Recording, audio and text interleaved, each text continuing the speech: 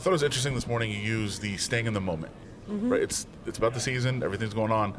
It's really hard to do, I think, for a lot of people. I mean, how are you going to try to make that happen when everybody knows everything else that's going on? Everybody knows it's the last season for several of the teams. Like, how do you stay in the moment? Well, and I think when you have games going on, once you start kicking off, tipping off, playing, that takes care of itself, because then everyone gravitates towards what's happening on the field, what are the rankings, what are the win-losses.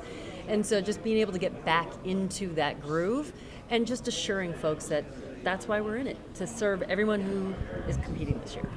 Just from your own personal vantage point, not the league, not anyone, just Gloria Nevarez, when you look back, do you ever think, man, this could have been avoided?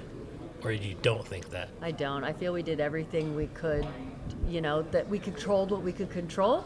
We explored every option available to us, and this is where our path led.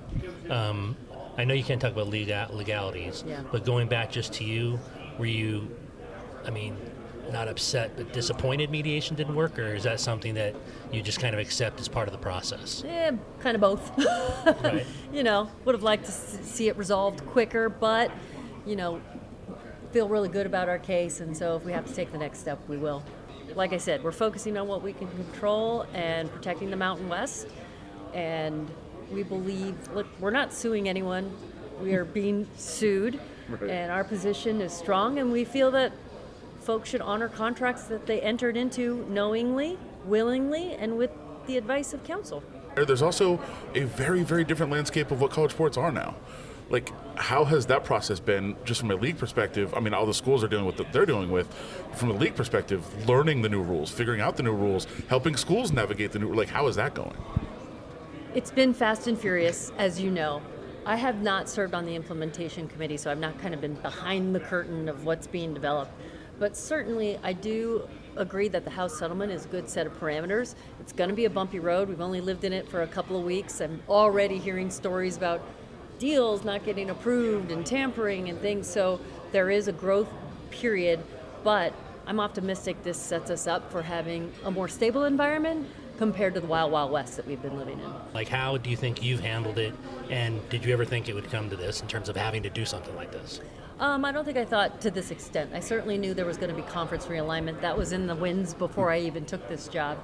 But what I'm really feeling good about is, commissioners have very little legitimate authority. Very rarely can I pound the table and say, we're going to do this. Right. 90% of what we do is by consensus and by board decision, ADs, presidents. And what you saw about the Mountain West's reaction during all this realignment is we moved swiftly and collectively. And that was because our membership linked arms and really believed in this direction. And that, to me, was a real benefit of being in a league that has a lot of commonality.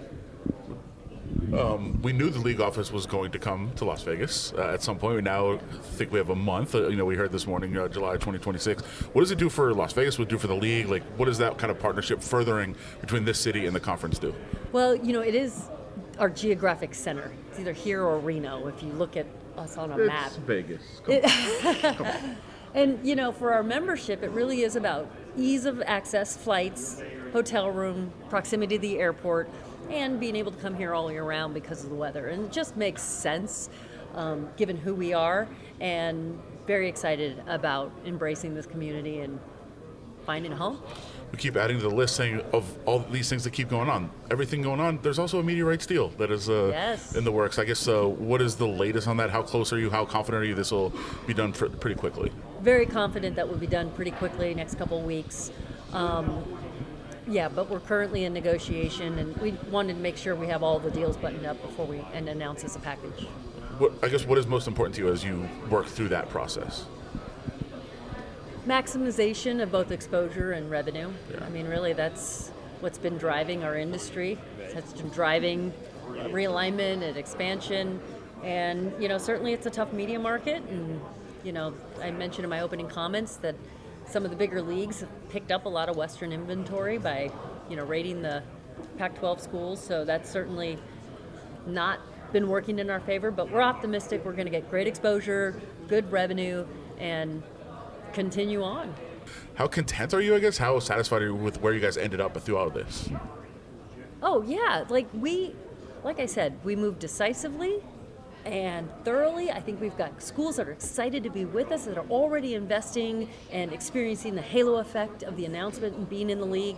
And just, I think I'm pleased with the alignment we had in the room. I'm pleased with the folks coming in and their commitment to being competitive.